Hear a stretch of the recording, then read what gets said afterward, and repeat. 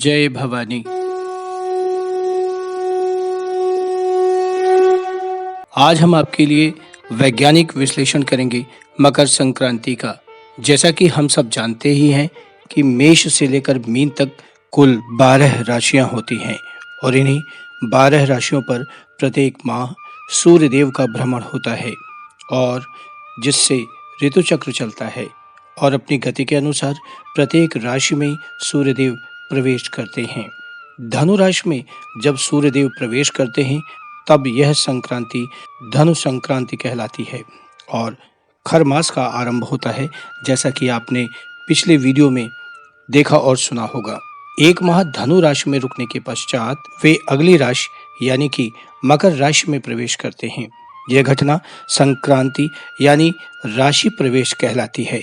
क्योंकि राशि मकर होती है अतः इसे मकर संक्रांति कहते हैं। जब वे अगली राशि यानी कुंभ में एक माह बाद प्रवेश करेंगे तब कुंभ संक्रांति और जब मीन राशि में प्रवेश करेंगे तब यह मीन संक्रांति कहलाएगी। मकर संक्रांति से सूर्यदेव उत्तरायण हो जाते हैं। ऋतु चक्र में परिवर्तन होने लगता है, दिन बड़े और रातें छोटी होने लगती हैं। मौसम में थोड़ी थोड़ी गर्मी भी बढ़ जाती है, ठंड का प्रभाव कम होने लगता है, शरद ऋतु समाप्त होने की चेतावनी होती है और वसंत ऋतु के आरंभ होने का स्वर गुंजायमान होने लगता है। सूर्य देव की उपासना करने के लिए पौष मास या पूस का महीना बहुत ही उत्तम माना जाता है। भगवान भास्कर की उपासना करने से आयु और ओज में वृद्धि होती है और स्वास्थ्य भी ठीक रहता है। कफ वृत्ति में कमी आती है। मान्यता है कि मकर राशि जिसके स्वामी शनिदेव हैं, उनके पास स्वयं सूर्य देव आते हैं, जिनका संबंध पिता पुत्र की भांति है। यानी शनिदेव के पिता सूर्य देव जब मकर राशि में प्रवेश करते हैं तब पिता और पुत्र में स्नेह बढ़ता है, उनकी शत्रुता समाप्त हो जाती है। पवित्र नदियों में, सरोवरों में स्नान करने और सूर्य देव और शनि महाराज की उपासना से जीवन के कष्ट समाप्त हो जाते हैं। स्वास्थ्य आरोग्य में वृद्धि होती है। कुंभ स्नान का पहला स्नान भी मकर संक्रांति से ही आरंभ होता है। शास्त्रों के अनुसार दक्षिणायन देवताओं की रात्रि और उत्तरायण देवताओं के दिन के रूप में देखा जाता है, अर्थात 6 माह का देव दिन और 6 माह की देवरात्रि। मकर संक्रांति पर भगवान विष्णु ने पृथ्वी पर उत्पात मचा रहे असुरों का सिर काटकर मंदराचल पर्वत, जो कि आज भागलपुर में स्थित है, वहां पर फेंका था। भगवान की विजय को मकर संक्रांति के रूप में मनाया जाता है। मकर संक्रांति पर ही भगीरथ के आग्रह और तप से प्रभावित होकर मां गंगा उनके पीछे चलकर उनके पूर्वजों का, महाराज सगर के पुत्रों का उद्धार करते हुए कपिल मुनि के आश्रम पहुंची और वहां से होते हुए बंगाल के गंगा सागर में जा मिली थी, जहां मकर संक्रांति के दिन भव्य मेला लगता है। यही कारण है कि मकर संक्रांति को गंगा स्नान का विशेष महत्व है। इस दिन यदि किसी पवित्र नदी में स्नान संभव न हो तब घर में ही काले तिल और गंगा जल डालकर स्नान करना चाहिए। भीष्म पितामह ने भी इसी दिन प्राण त्यागे थे। मान्यता है कि इसी दिन मां यशोदा ने श्री कृष्ण को पुत्र के रूप में प्राप्त करने के लिए व्रत किया था, जिससे श्री कृष्ण को जन्म तो देवकी मां ने दिया किंतु लालन पालन यशोदा मैया ने किया था। पौष माह में मकर संक्रांति को लाल और पीले वस्त्र धारण करने से भाग्य में वृद्धि होती है। रविवार को तांबे के बर्तन में जल भरकर उसमें गुड़ और लाल चंदन डालकर सूर्य देव को अर्घ्य देने से पद, प्रतिष्ठा, मान सम्मान में वृद्धि होती है और पॉजिटिव एनर्जी का संचार होता है। मकर संक्रांति पर उड़द एवं चावल की खिचड़ी खाने का विधान है, जिसमें गौघृत मिलाकर सेवन करना चाहिए। इससे शरीर में धातु पुष्ट होती है तथा ऊर्जा मिलती है।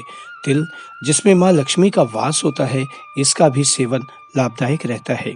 तिल ऊर्जा देता है और गुड़ के साथ इसका सेवन करने से शरीर गर्म रहता है, कफ का शमन होता है और ठंड से बचाव होता है। साथ ही शरीर को भरपूर नमी भी मिलती है। तिल मॉइस्चराइजर की तरह काम करता है, त्वचा नर्म बनी रहती है। तिल में copper, magnesium, iron, manganese, calcium, phosphorus, zinc, vitamin B 1 और फाइबर अच्छी मात्रा में होते हैं, जिससे शरीर की मेटाबॉलिज्म ठीक रहती है।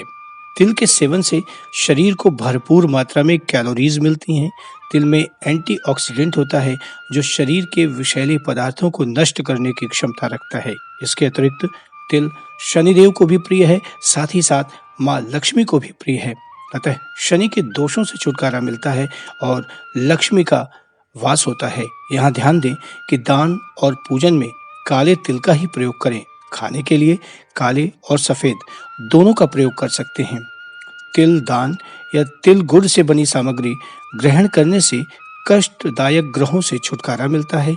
मान्यता है कि माघ मास में प्रतिदिन तिल से भगवान विष्णु की पूजा करने से व्यक्ति के सारे कष्ट दूर हो जाते हैं। मकर संक्रांति के दिन तिल दान से 100 गुना फल की प्राप्ति होती है। मकर संक्रांति पर पतंग उड़ाने की भी परंपरा है। देश के कई भागों में इस दिन हर्षोल्लास के साथ पतंग उड़ाई जाती है। पतंग उड़ाने के पीछे हमारे पूर्वजों की मान्यता रही होगी कि सूर्य से निकलने वाली ऊष्मा और विटामिन डी शरीर में प्रवेश कर सके। साथ ही खेल खेल में भाग दौड़ करने से शिथिल शरीर में गति भी पैदा हो सके, अर्थात आलस्य से छुटकारा मिल सके और शरीर में नई ऊर्जा का संचार हो सके। किंतु पतंग समतल भूमि पर उड़ाएं, जिससे पृथ्वी तत्व का संपर्क भी बना रहे, जो कि छत पर संभव नहीं है। मकर संक्रांति का पर्व भारतवर्ष और नेपाल में बढ़ चढ़कर मनाया जाता है। बांग्लादेश में पौष संक्रांति, थाईलैंड में सोंगकरन, लाओस में पिमालाऊ, म्यांमार में थिंडियान, कंबोडिया में मोहा संक्रांत, श्रीलंका में पोंगल या उझवर तिरुनल के नाम से मकर संक्रांति मनाई जाती है। उत्तर भारत में उत्तर प्रदेश में बाबा गोरखनाथ मंदिर में इस दिन विशेष पूजा अर्चना की जाती है।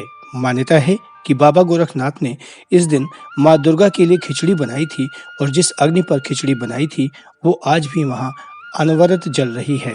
उत्तर प्रदेश और बिहार में इसे खिचड़ी, गुजरात और उत्तरांचल में इसे उत्तरायणी पर्व, हरियाणा, हिमाचल प्रदेश और पंजाब में माघी, असम में भोगाली बिहू, कश्मीर घाटी में शिशुर संक्रांत, पश्चिम बंगाल में पौष संक्रांति, कर्नाटक में मकर संक्रमण, जबकि तमिलनाडु में ताई पोंगल और उझवर तिरुनल देश के अन्य भागों में मकर संक्रांति के नाम से जाना जाता है। मकर संक्रांति के बाद मांगलिक कार्य आरंभ हो जाते हैं। पवित्र नदियों में स्नान, सूर्य देव को अर्घ एवं दान आदि एवं खिचड़ी आदि का सेवन करने से मनुष्य अपने पुण्य फल में वृद्धि कर सकता है और ईश्वर की कृपा प्राप्त कर सकता है। आशा है आपको दी गई जानकारी से आप संतुष्ट होंगे। हमें स्नेह देने के लिए लाइक, सब्सक्राइब और शेयर करना न भूलें। जय भवानी।